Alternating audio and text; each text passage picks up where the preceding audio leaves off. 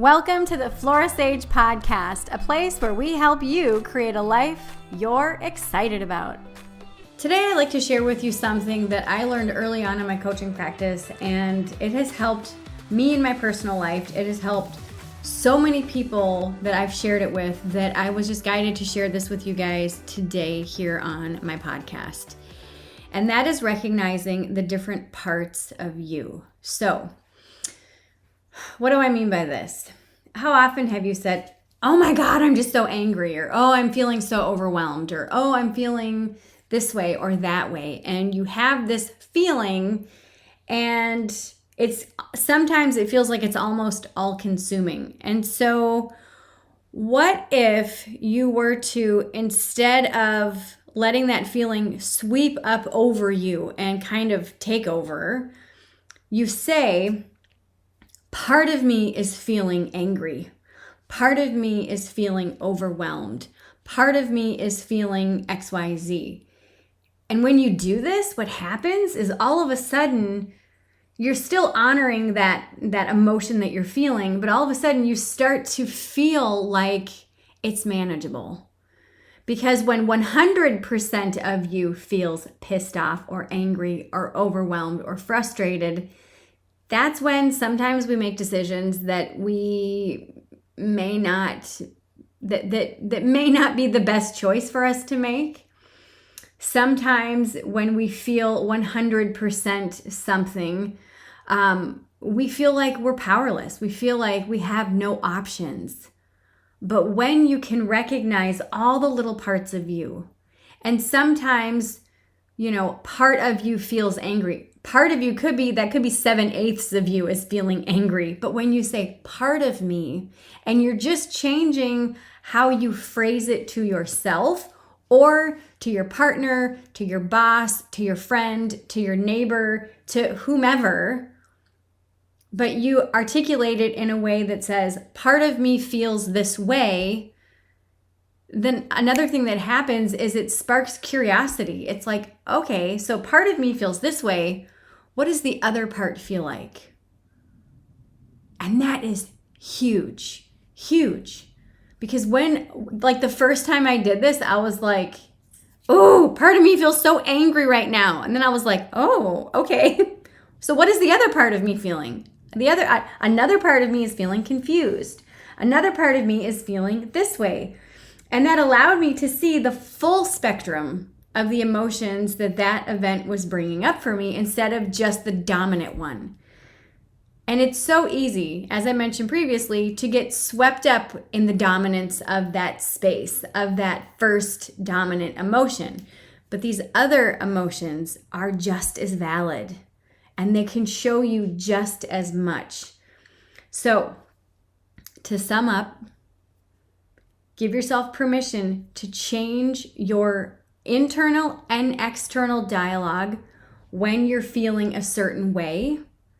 And you can say, instead of, oh, I'm feeling XYZ or I'm feeling this way, you can say, part of me is feeling this way. And then pause for a second, and then you'll see what the other parts of you are feeling.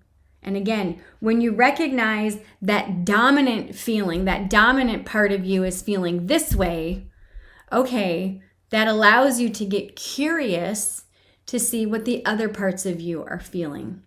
And during the holiday time, it's easy to feel a huge mixed bag of emotion, because there's so much wrapped up into the holidays. So much. My parents died close to the holidays. My dad died in August. My mom died in October. This was years ago. My father passed away in 2013. My mom passed away in 1987 when I was 12. And so this time of year is very nostalgic. All kinds of things surface. The ebbs and the flows of the energy and the emotions. And one minute you're feeling fine. The next minute you're like a hot mess. It's okay. It is okay. And I promise you, using this technique will help you not get so swept up with the emotions. one more thing, and then we're going to end this. I don't want this to be a super long podcast. Is I was diagnosed with panic and anxiety disorder with mild depression in 2004.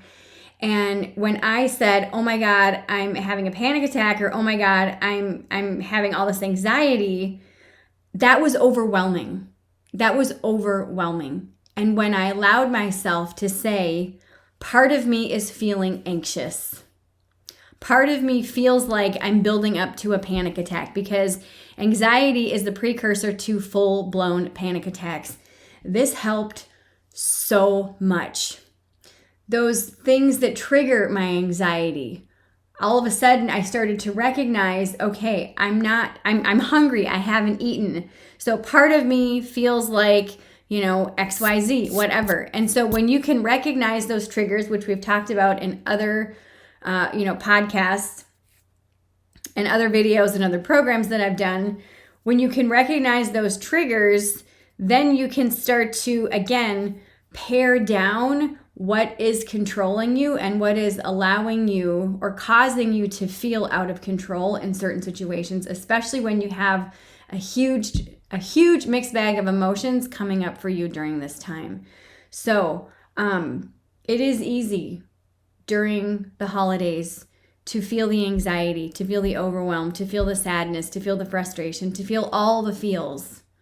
But again, when you give yourself permission to recognize, part of me is feeling this way.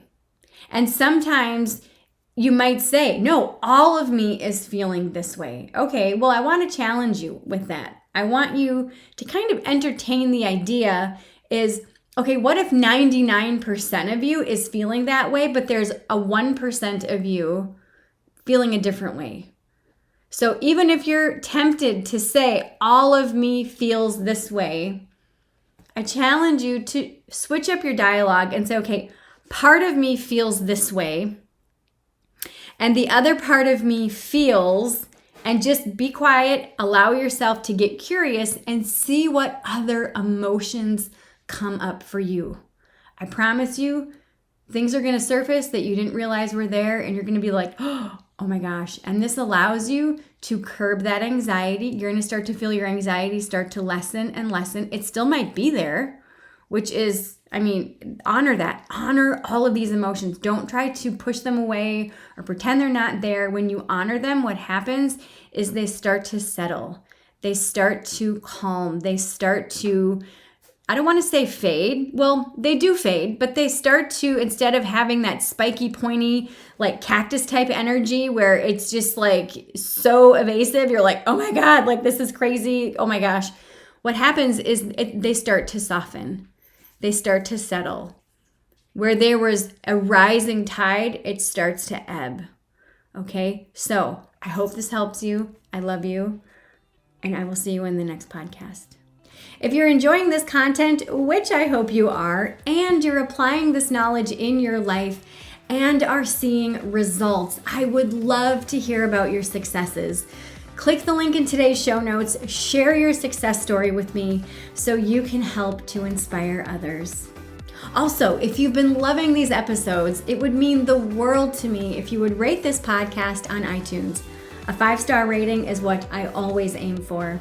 Thank you for listening to today's podcast episode. All links mentioned are in today's show notes.